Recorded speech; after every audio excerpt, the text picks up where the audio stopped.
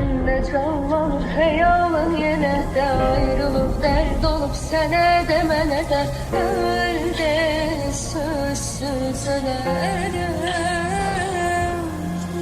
Ağlama ağlama yazar seviner, anam eşi de gel yüzüner. Ağlama bu hasretin karşılığına. Gözümde canlanır hayalın yine de, deli kalbine biri demir atacak. Sana demiştim yine günü dolacak. öyle sözsüz ölerim. Çek derdi ve unut dedim. Belli ki sen daha çok delirmedin. Kesmedim umudumu gelir dedim. Ezberledim yolları konum nedir. Bütün bu dostlarım evleniyor. Sayende her gece demleniyorum. Çekili saç değil inanmadı gülüm ama acım bile hayatıma renk veriyor.